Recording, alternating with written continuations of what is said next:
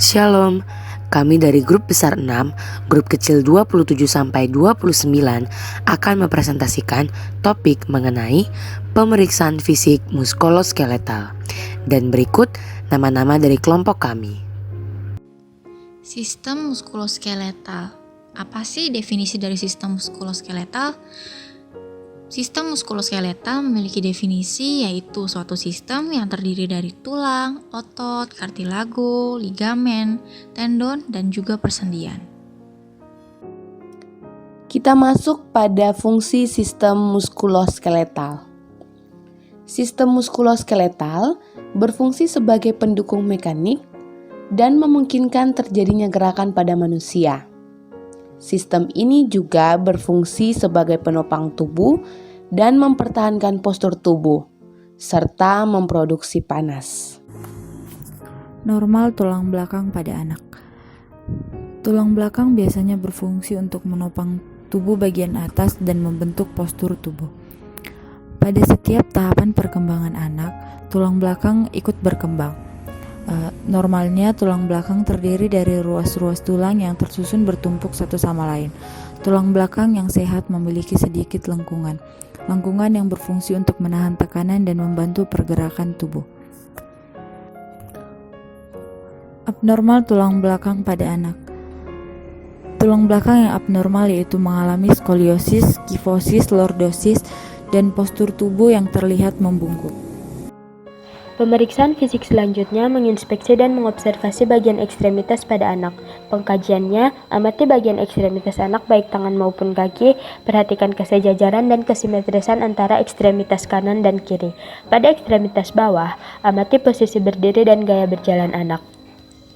Untuk kondisi normal, posisi berdiri balita pada umumnya membungkuk pada tungkai bawah atau disebut dengan torsi laternotibial. Kondisi ini akan berkurang ketika berumur 2 atau 3 tahun, seiring meningkatnya kekuatan otot dan tulang di mana balita akan mulai menanggung beban. Dan normalnya gaya berjalan pada anak usia sekolah itu sudah menunjukkan gaya berjalan dan tampilan kaki yang mirip seperti orang dewasa.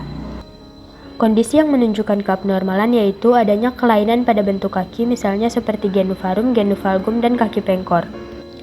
Genuvarum atau kaki busur lebih kita kenal dengan bentuk kaki O.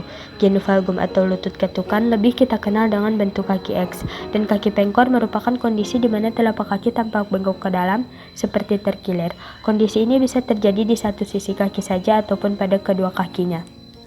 Kondisi abnormal lainnya yaitu adanya kelainan pada jumlah jari kaki dan tangan, misalnya seperti polidaktili dan sindaktili. Polidaktili yaitu kondisi di mana bertambahnya jumlah digit pada jari kaki dan tangan, sedangkan sindaktili yaitu kondisi jari membentuk anyaman atau menempel satu sama lain. Contoh gambarnya akan kita lihat pada slide berikutnya.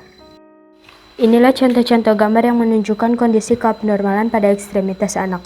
Pada sebelah kiri atas terdapat gambar yang menunjukkan kondisi genuvarum dan genuvalgum, di mana pada gambar tersebut sebelah kiri adalah genuvalgum, bagian tengah adalah kondisi normal, dan pada sebelah kanan adalah genuvarum.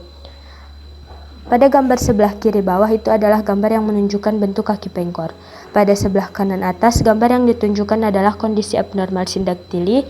Dan pada gambar sebelah kanan bawah, gambar yang ditunjukkan adalah kondisi abnormal polidaktili. Ini adalah contoh-contoh hasil pemeriksaan inspeksi ekstremitas. Yang pertama itu ada gambar ekstremitas yang normal dan ekstremitas yang terjadi deformitas. Bisa dilihat perbedaannya. Kemudian ada contoh gambar kemerahan, lalu ada juga contoh gambar memar. Kemudian yang di bagian bawah itu ada contoh gambar penolakan berjalan. Bisa dilihat dari gambar itu bahwa anaknya tidak mau berjalan sendiri, seolah-olah menolak sambil berjalan menginjak kaki ibunya. Lalu gambar berikutnya itu contoh normalnya, bahwa perkembangan berjalan anak ini dia terlihat berusaha sendiri. Lalu kemudian yang terakhir itu contoh ekstremitas yang normal dan ekstremitas yang mengalami pincang. Bisa dilihat perbedaannya juga. Selanjutnya, perhatikan anak apakah mengalami intoing dan outtoing. Perhatikan apakah telapak kaki anak itu lebih cenderung menghadap ke dalam maupun keluar. perhatikan juga adanya foot drop, di mana foot drop ini apakah anak mampu untuk mengangkat telapak kakinya ke bagian atas. Selanjutnya periksa apakah ada sendi yang mengalami cedera seperti pembengkakan maupun seperti eksimosis ataupun kebiruan pada kaki anak tersebut. Kelainan atau abnormal pada ekstremitas anak. Gambar yang pertama menunjukkan kelainan akibat kelumpuhan pada anggota gerak. Yang pertama adalah monoplegia, yakni kelumpuhan yang menyerang salah satu anggota gerak. Yang kedua adalah hemiplegia, yakni kelumpuhan yang menyerang salah satu bagian tubuh, contohnya tangan kiri dan juga kaki kiri. Yang ketiga adalah diplegia atau kelumpuhan pada dua anggota gerak yang berhubungan. Biasanya terjadi pada anggota gerak atas ataupun anggota gerak bawah. Dan yang keempat adalah quadriplegia, yakni kelumpuhan pada keempat anggota gerak, yakni dua kaki dan juga dua tangan. Pada gambar yang kedua terdapat kelainan pada bentuk kaki. Bentuk paling kanan merupakan bentuk kaki normal. Pada bagian tengah terdapat kelainan kaki O, yakni bentuk kaki yang memiliki ciri di mana lutut menjorok ke samping, sehingga ketika kaki diluruskan maka kedua lutut tidak dapat bersentuhan. Yang terakhir adalah kelainan kaki, yakni kaki X. Kelainan ini akibat tulang kaki yang tumbuh secara abnormal dan menyebabkan kedua lutut bersentuhan ketika kaki diluruskan. Palpasi klavikula. Pada palpasi klavikula kita melihat adanya nyeri tekan, adanya krepitasi, adanya perubahan suhu, dan adanya benjolan akibat pembesaran kelenjar getah bening maupun akibat fraktur. Dan saat pemeriksaan kita melakukannya dengan cara menggunakan jari, dan saat merasakan perubahan suhu kita menggunakan telapak tangan kita. Pada pemeriksaan sendi siku, lutut, leher, pergelangan tangan, vertebra kolum, dan pinggul, kita membandingkan kedua bentuk dan ukuran sendi. Kita raba apakah ada nyeri tekan, bunyi klik, kontraktur sendi, penyempitan celah sendi, dan kita raba apakah ada suhu yang abnormal atau tidak. Selanjutnya adalah palpasi leher, siku, vertebra kolum, pinggul, lutut, dan pergelangan tangan. Palpasi pada ekstremitas atas dan ekstremitas bawah. Catat adanya nyeri, inflamasi, krepitasi, kehangatan, dan nodul. Normalnya pada posisi anatomi netral, kontur sendi eksternal terasa halus, kuat, dan kokoh. Area sekitar sendi bebas dari nyeri, suhu kulit area sendi sama dengan suhu kulit pada bagian tubuh yang lain, tidak ada krepitasi, tidak ada tanda inflamasi seperti kemerahan dan bengkak. Normalnya cairan pada membran sinovial tidak teraba. Abnormalnya adalah adanya nyeri pada area sendi, kemerahan dan bengkak pada area sendi. Area sendi teraba lebih hangat dibanding bagian tubuh yang lain. Terdapat krepitasi pada sendi dan jaringan sekitar sendi. Adanya kekakuan sendi dan sendi teraba lunak. Penilaian tes CRT. Warna kuku kembali normal kurang dari 2 detik. Catat adanya sensasi atau gerakan. Perhatikan kelainan bawaan, panjang dan bentuknya, clubbing finger, dan pembengkakan pada tulang. Pada persendian, periksa suhu, nyeri tekan, pembengkakan, cairan, kemerahan, dan gerakan. Evaluasi kekuatan otot. Kekuatan otot diperiksa dengan memberi tahanan terhadap otot. Tekniknya bervariasi sesuai umur pasien. Biasanya digunakan skala berikut untuk menilai kekuatan otot. Berikut adalah derajat keterangannya. Palpasi denyut nadi di bagian distal. Untuk bayi sampai usia 1 tahun adalah 100 sampai 160 kali per menit. Untuk anak usia 11 sampai 17 tahun adalah 60 sampai 100 kali per menit. Saya Iman akan menjelaskan tentang bagaimana pemeriksaan fisik ortolani dan Barlow manuver.